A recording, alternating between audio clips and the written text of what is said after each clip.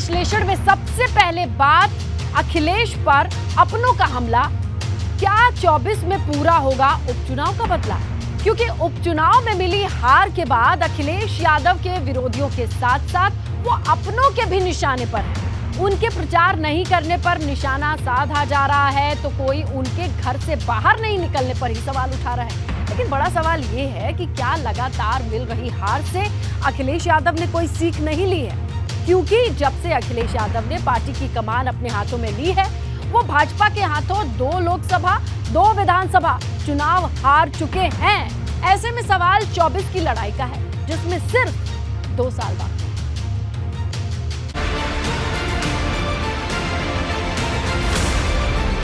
फिर अभिमन्यु साबित हुए अखिलेश, हार से मिला बड़ा संदेश। राजभर ने दी नसीहत, विरोधियों के बाद अपनों ने की फजीहत। उपचुनाव झांकी 24 में 2 साल बाद। पहले विधानसभा की जंग और अब लोकसभा उपचुनाव की हार ने समाजवादी पार्टी में भूचाल ला दिया है और सवालों में है अखिलेश यादव की रणनीति। क्योंकि पहले विरोधियों ने अखिलेश यादव पर सवाल उठाए, अब सहयोगियों ने भी मोर्चा खोल दिया है। समाजवादी पार्टी के राष्ट्रीय अध्यक्ष को इस हार से सीख लेनी चाहिए और इसी कमरे से निकल करके धरातल पे चल के संगठन का काम लोगों को लेकर के मिलकर करना चाहिए। ये सवाल इसलिए भी बड़ा है क्योंकि समाजवादी पार्टी ने सिर्फ 2 सीट ही नहीं हारी, अपने वो किले गंवाए जहां एक छत्र सपा का राज रहा। और अब कई सवाल भी उठ रहे हैं। सवाल नंबर 1, क्या अखिलेश यादव ने उपचुनाव को हल्के में ले लिया? सवाल नंबर 2, क्या उपचुनाव के लिए सपा के पास कोई रणनीति नहीं थी? सवाल नंबर 3, क्या उम्मीदवार के सिलेक्शन में चूक हो गई क्योंकि आखिरी वक्त तक सपा उम्मीदवार की खोज में लगी रही? सवाल नंबर 4, क्या अखिलेश अपने कोर वोटर यादव मुस्लिम को एकजुट करने में फेल रहे क्योंकि रामपुर में मुस्लिम वोटर 50% से ज्यादा हैं, तो आजमगढ़ में मुस्लिम और यादव गेम चेंजर? सवाल नंबर 5, क्या चुनाव प्रचार ना करना अखिलेश की सबसे बड़ी गलती साबित हुई क्योंकि भाजपा ने अपनी पूरी ताकत लगा दी। कई मंत्रियों ने प्रचार किया, खुद सीएम योगी ने प्रचार किया, लेकिन अखिलेश यादव एक दिन भी प्रचार करने नहीं पहुंचे। और अब जो बात ओम प्रकाश राजभर ने कही, क्या वही सही है? आजमगढ़ और रामपुर लोकसभा सीट के लिए हुए उपचुनाव में मिली करारी शिकस्त के बाद अब समाजवादी खेमे में हड़कंप मच गया है। विरोधियों के बाद अब अपनों ने भी अखिलेश यादव के खिलाफ मोर्चा खोल दिया है, उन पर निशाना साधना शुरू कर दिया है। समाजवादी पार्टी के सहयोगी दल सुबह सपा के अध्यक्ष ओम प्रकाश राजभर ने तो एक बार फिर से अखिलेश यादव को एसी कमरे से बाहर निकलकर धरातल पर जाने और संगठन को मजबूत करने की सलाह भी दे दी है। देखना होगा कि इस शिकस्त के बाद जो हालात सामने हैं उनसे अब अखिलेश यादव किस तरह सामना करते हैं। ये तमाम सवाल इसलिए खड़े हैं क्योंकि अब लोकसभा चुनाव में सिर्फ 2 साल बाकी है। भाजपा उपचुनाव की जीत से इतनी गदगद है कि उसने यूपी की 80 की 80 सीट पर जीत का दावा ठोक दिया है कि 2024 में भारतीय जनता पार्टी उत्तर प्रदेश के अंदर प्रचंड बहुमत के साथ उत्तर प्रदेश के अंदर 80 लोकसभा सीटों में से 80 से 80 सीटों की ओर विजय श्री की ओर अग्रसर हो रही है। यह आज की विजय ने यह संदेश बहुत स्पष्ट रूप से सभी के सामने प्रस्तुत किया है। अब सवाल यह भी है कि क्या समाजवादी पार्टी खुद को 5 सीट से आगे नहीं देखती, क्योंकि अखिलेश यादव के रहते ये समाजवादी पार्टी 2 लोकसभा और 2 विधानसभा चुनाव हार चुकी है। 2022 के विधानसभा चुनाव में साइकिल भले ही 47 से 111 पर पहुंच गई हो, लेकिन 2014 और 2019 के लोकसभा चुनाव में सपा 5 सीट से आगे नहीं बढ़ पाई, जबकि 2004 में 34 और 2009 में 23 सीट के साथ सपा यूपी की सबसे बड़ी पार्टी थी। ऐसे में सवाल यह है कि क्या अखिलेश अपने दम पर सपा को उसके स्वर्णिम काल में ला पाएंगे या फिर ऐसे ही एक एक करके सपा के सारे किले ढहते चले जाएंगे। Bureau report, ABP Ganga. उपचुनाव में समाजवादी पार्टी के किले ही नहीं ढहे, सपा का MY समीकरण भी फेल हो गया। न रामपुर में जीत मिली न आजमगढ़ में, लेकिन सपा की इस हार में मायावती अपनी जीत देख रही हैं। वो आजमगढ़ में गुड्डू जमाली को मिले वोट के बाद एक वर्ग विशेष को संदेश दे रही हैं कि भाजपा को अगर कोई रोक सकता है तो वो सिर्फ बसपा है। लेकिन बड़ा सवाल ये है कि क्या वाकई मायावती की इस बात में दम है या फिर सपा के खेल खराब करने के पीछे बसपा है? ऐसा हम क्यों कह रहे हैं, समझिए इस रिपोर्ट।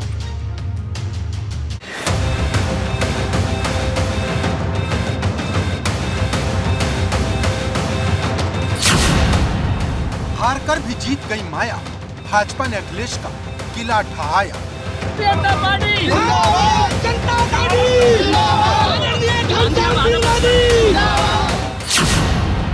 यादव मुस्लिम का समीकरण फेल, पर्दे के पीछे का खेल। उपचुनाव की अग्नि परीक्षा में अखिलेश यादव भले ही फेल हो गए हों, लेकिन मायावती हार में भी अपनी जीत देख रही हैं, जिसकी गवाही दे रहे हैं ये बैक टू बैक ट्वीट जो मायावती ने आजमगढ़ के उपचुनाव के नतीजों के बाद की। क्योंकि जिस आजमगढ़ को समाजवादी पार्टी अपना सबसे अभेद किला मानती थी, उसे भाजपा ने 8,679 वोट से जीत लिया है। भाजपा के दिनेश लाल यादव उर्फ निरहुआ को 3,12,768 वोट मिले, जबकि सपा के धर्मेंद्र यादव को 3,04,089 वोट। लेकिन बसपा के गुड्डू जमाली को मिले 2,66,210 वोट से मायावती इतनी खुश हैं कि उन्होंने एक वर्ग विशेष को संदेश दे दिया है कि भाजपा का विजय रथ अगर कोई रोक सकता है तो वो सिर्फ बसपा है। मायावती दलित और मुस्लिम गठजोड़ को मजबूत करने में जुटी हैं। मायावती ने फिर एक बार एक वर्ग विशेष को लेकर बयान देते हुए कहा कि भाजपा को सिर्फ बसपा ही हरा सकती है।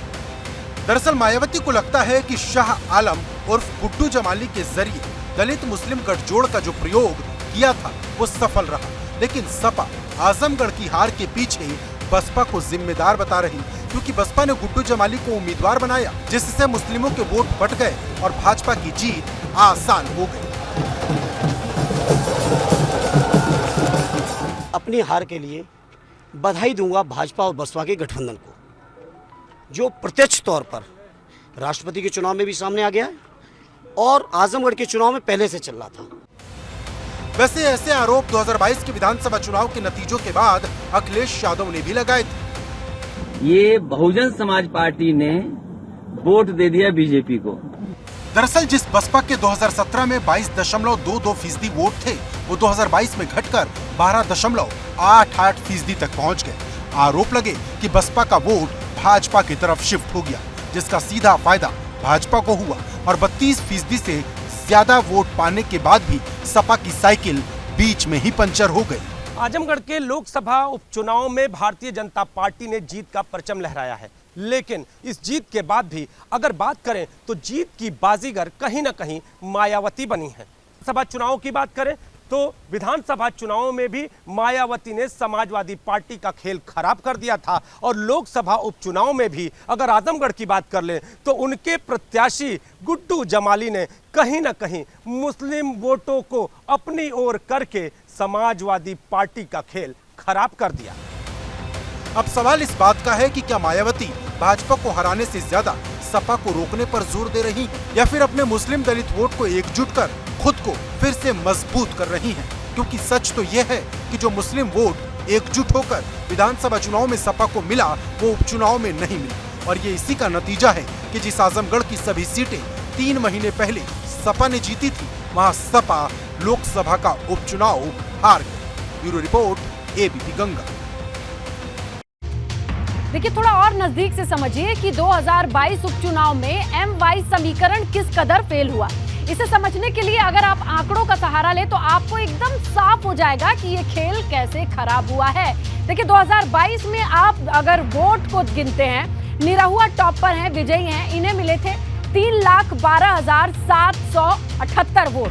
उसके बाद आते हैं धर्मेंद्र यादव, 3,04,089 वोट, इनको इतने वोट मिले। लेकिन शाह आलम यानी गुड्डू जमाली, इनके वोट को आप देखते हैं 2,66,210 वोट। सोचिए, अगर एक धर्म विशेष या जिस एम-वाई समीकरण का एम हम कह रहे हैं, ये धर्मेंद्र यादव के साथ जुड़ गया होता तो 3-2 यानी 5 का आंकड़ा होता। लेकिन फिलहाल ये जो 2 लाख का आंकड़ा है वो कितना भारी पड़ा।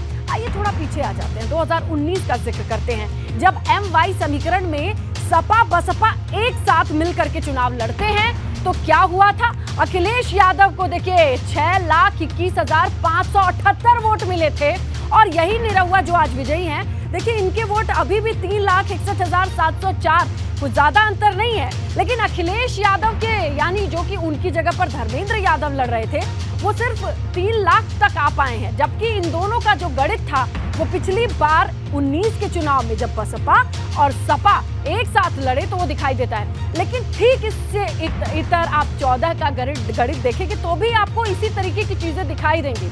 मुलायम सिंह यादव छोटा नाम नहीं है, दिग्गज उतरे थे, उन्हें वोट मिला था 3,40,306। रमाकांत यादव रनर अप रहे थे, उन्हें वोट मिला था 2,77,102 और शाह आलम गुड्डू जमाली जो इस बार भी कहिए सपा का खेल बिगाड़ पाए, उन्हें मिला था 2,66,528 वोट। यानी जो 2,66,000 करीब 14 का उनका अपना वोट बैंक था वो अभी भी इंटैक्ट है। इस उपचुनाव में भी लगभग इतने ही लोगों ने उनको फिर से वोट दे दिया, लेकिन ये वोट माइनस हो गए कहां से? समाजवादी पार्टी से। यानी MY समीकरण का जिस तरीके से दरकना हमारे सामने आया उपचुनाव में एक अव्वल उदाहरण बनकर के। आइए अब आजम खान की बात करें, रामपुर के संदेश की बात करें, क्योंकि इस उपचुनाव में हार की हर किसी के लिए कहीं ना कहीं संदेश छुपा है और सबसे बड़ा संदेश किसी के लिए है तो आजम खान के लिए है। वो अपनी सबसे बड़ी अग्नि परीक्षा में फेल हुए हैं, क्योंकि रामपुर में अखिलेश यादव ने आजम खान को फ्री हैंड दिया था। उम्मीदवार का नाम हो, प्रचार हो, हर एक चीज की जिम्मेदारी आजम पे सौंप दी गई थी। आजम खान फेल हुए हैं। ऐसे में बड़ा सवाल ये है कि मुस्लिम वोटर से आजम खान का जो कनेक्शन है वो कम हुआ है, या यूं कहें उनका जो जादू था वो खत्म हो गया है। भाजपा की जीत से ज्यादा समाजवादी पार्टी की हार की चर्चा है और सबसे ज्यादा चर्चा है उस रामपुर की जिसे आजम खान का गढ़ कहा जाता था। लेकिन भाजपा की आंधी में ये गढ़ भी बुरी तरह ढह गया। भाजपा ने चौथी बार कमल खिला दिया, लेकिन सवाल बड़ा ये है कि क्या रामपुर में आजम खान का चार्म खत्म हो गया है? क्योंकि भले ही मैदान में आसिम राजा उतरे थे, पर साख आजम खान की दांव पर लगी थी। दरअसल रामपुर में 24 के साथ साथ आजम का भी लिटमस टेस्ट था। इसमें इस बात का फैसला होना था कि मुस्लिम वोटर पर आजम खान की कितनी पकड़ है। लेकिन आजम खान बुरी तरह फेल हो गए। न वो रामपुर बचा पाए और न ही ये साबित कर पाए कि मुस्लिमों के सबसे बड़े नेता वो हैं। वो फिल्मी डायलॉग बोलकर सिर्फ माहौल बनाते रहे। आसिम राजा कल हमारे थे, आज भी हमारे हैं और कल भी हमारे हैं। आसिम राजा नहीं कहेगा क्योंकि हमारा एमपी जीता है हारा। लेकिन हार जीत के खेल में अखिलेश यादव बाजीगर साबित हुए, क्योंकि जेल से छूटने से पहले और जेल से छूटने के बाद आजम खान के धड़े की तरफ से ये जताने की खूब कोशिश हुई कि 2022 में सपा को जो मुस्लिम वोट मिला उसके पीछे आजम खान थे, और अगर आजम खान हट गए तो ये मुस्लिम वोट भी खिसक जाएगा। यही वजह थी कि तमाम हमलों के बाद अखिलेश ने एक शब्द नहीं कहा। वो सही वक्त का इंतजार करते रहे और फिर वक्त आया उपचुनाव का, जहां रामपुर में उम्मीदवार उतारने से लेकर चुनाव जिताने तक की जिम्मेदारी अखिलेश यादव ने आजम खान के कंधों पर छोड़ दी। अखिलेश यादव स्वयं इसलिए नहीं गए क्योंकि वे चाहते थे कि इस हार और जीत का पूरा श्रेय आजम खान को खुद ही जाए। अगर वो जीत जाते तब भी ये कहा जाता कि अखिलेश यादव वहाँ नहीं गए, इसके बावजूद सपा ने वो सीट जीती और पूरा श्रेय आजम खान को जाता। लेकिन चूंकि वो नहीं गए, इसीलिए हार का जो रिस्पॉन्सिबिलिटी है वो उन दोनों लोगों के बीच में बंट गई है। चुनावी नतीजों के बाद ये सवाल उठने लगा है कि क्या उपचुनाव की हार से अखिलेश ने आजम खान का कद कम कर दिया है, क्योंकि अखिलेश यादव पूरे चुनाव के दौरान एक बार भी रामपुर में प्रचार करने के लिए नहीं गए। वहां की पूरी जिम्मेदारी उन्होंने आजम खान पर ही छोड़ रखी थी, लेकिन आजम खान अपना किला नहीं बचा पाए। सवाल ये भी उठ रहा है कि क्या प्रचार न करने जाके अखिलेश यादव ने कोई संदेश देने की कोशिश की है। ये सवाल इसलिए भी बड़ा है क्योंकि जिस रामपुर में समाजवादी पार्टी चुनाव हारी, वहाँ 50% से ज्यादा मुस्लिम मतदाता हैं। अगर सपा को सिर्फ मुस्लिमों का वोट भी मिल जाता तो ये सीट बच जाती, लेकिन ऐसा नहीं हुआ। मुस्लिमों की इतनी आबादी होने के बाद भी आजम खान चुनाव नहीं जिता पाए।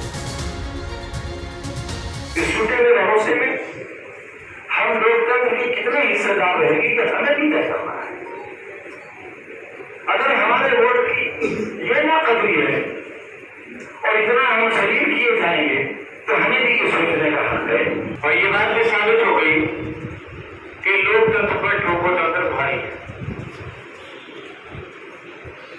फिर आज इस बात को कह रहा हूं कि चुनाव की कोई जरूरत ही नहीं थी। तो क्या मान लिया जाए कि मुस्लिम वोटर पर आजम का दावा सिर्फ हवाई था, या फिर रामपुर और आजमगढ़ गंवाकर अखिलेश ने पार्टी पर अपने वर्चस्व की पटकथा लिख दी है कि वही सबसे बड़े नेता हैं और उनके चुनाव प्रचार न करने का असर कितना हो सकता है, ये बात भी उपचुनाव से साफ हो गई है। मतलब एकदम सीधा है, अखिलेश ने दूर तलक निशाना लगाया है, जिसका एहसास कहीं न कहीं आजम खान को भी हो गया है। Bureau report, ABP Ganga. आगे बढ़ते हैं अब बात निरहुआ की, जिन्होंने 3 साल में आजमगढ़ की बाजी को पलट करके रख दिया। क्योंकि जिस आजमगढ़ को 2019 में निरहुआ 2.5 लाख से ज्यादा वोट से वो हार का मुंह देखे थे, उसे निरहुआ ने 8000 वोट से जीत लिया है और साफ कर दिया है अगर जीत की जिद हो तो जीत तय हो जाती है। लेकिन निरहुआ की ये जीत इतनी आसान नहीं थी। उनकी अग्नि परीक्षा उस आजमगढ़ में थी जहां सपा का एक छत्र राज था।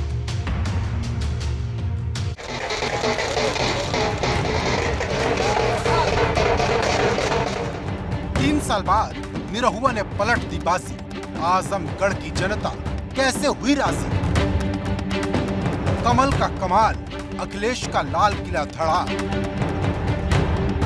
अगर जिद है तो निरहुआ जैसी होनी चाहिए, क्योंकि 2019 में जिस आजमगढ़ सीट को निरहुआ ने 2,60,000 वोट से हारा था, उसे 3 साल बाद 8,000 से ज्यादा वोट से जीत लिया और साफ कर दिया कि राजनीति में उनका जुनून सिर्फ दिखावे का नहीं है। योगी जी के नीतियों की जीत है, उनके कार्यशैली की जीत है और हमारे संगठन के जितने कार्यकर्ता हैं, जितने यहाँ पे हमारे जनता है, उनकी मेहनत की जीत है। और बीजेपी तो जीत गई है उपचुनाव के रण भैया, बन के निरहुआ लड़त रहे पूरा आजमगढ़ भैया। राजनीति के जानकार निरहुआ की इस जीत की तुलना केंद्रीय मंत्री स्मृति ईरानी की जीत से कर रहे हैं कि जिस तरह से स्मृति ईरानी ने 2019 में कांग्रेस के गढ़ अमेठी को ध्वस्त किया था, क्योंकि 2014 में स्मृति ईरानी को निरहुआ की तरह राहुल गांधी के हाथों 1 लाख वोटों से हार झेलनी पड़ी थी।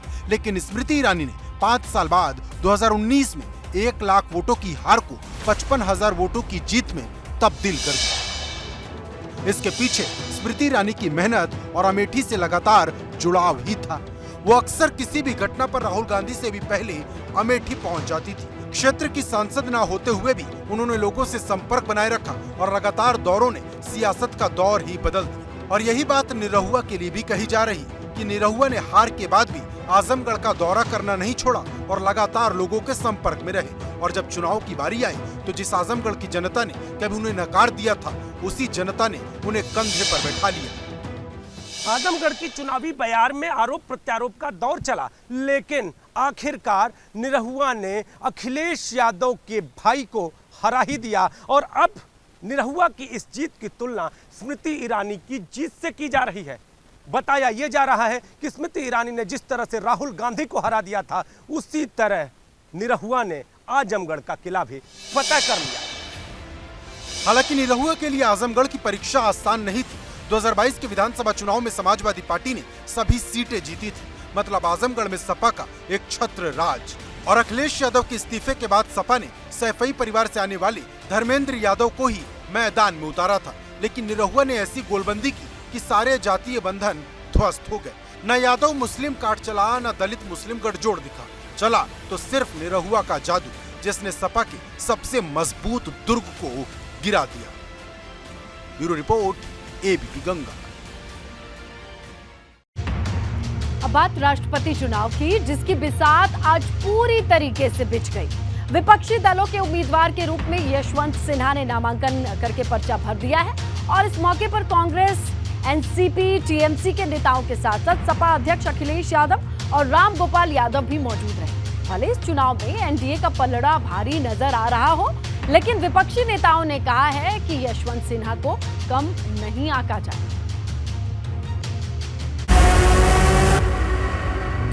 रायसीना की लड़ाई, विपक्ष ने ताकत दिखाई।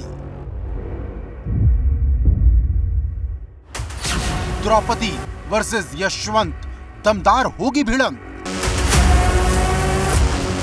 राष्ट्रपति का चुनाव 18 जुलाई को होना है, लेकिन सियासी गोलबंदी अभी से शुरू हो गई है, क्योंकि द्रौपदी मुर्मू के बाद अब विपक्ष के उम्मीदवार यशवंत सिन्हा ने भी नामांकन भर दिया और विपक्ष ने सत्ता पक्ष की तरह ही अपनी ताकत का एहसास करा दिया। क्योंकि जिस तरह से द्रौपदी मुर्मू के नामांकन के वक्त एनडीए एकजुट दिखा था, ठीक उसी तरह विपक्ष भी एकजुट दिखाई दिया। यशवंत सिन्हा के नामांकन में कांग्रेस नेता राहुल गांधी, सपा मुखिया अखिलेश यादव, पश्चिम बंगाल की सीएम ममता बनर्जी के भतीजे अभिषेक बनर्जी, नेशनल कॉन्फ्रेंस के फारूक अब्दुल्ला, राजस्थान के सीएम अशोक गहलोत, सीपीएम के महासचिव सीताराम येचुरी और राज्यसभा में नेता प्रतिपक्ष मल्लिकार्जुन खड़गे समेत 16 दलों के नेता मौजूद रहे। ये विचारधारा की लड़ाई है। यशवंत सिन्हा जी के साथ सारा का सारा ऑपोजिशन है। दो अलग अलग विचारधाराओं की लड़ाई है। एक तरफ नफरत और दूसरी तरफ भाईचारा और देश की भावना।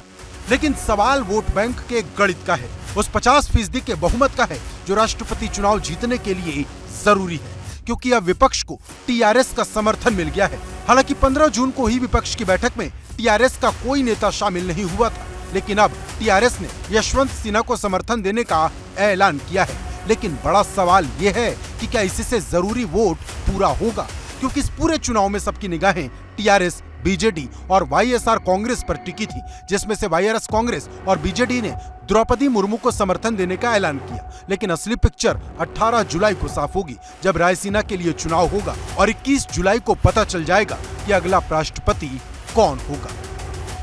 Bureau report, ABP Ganga.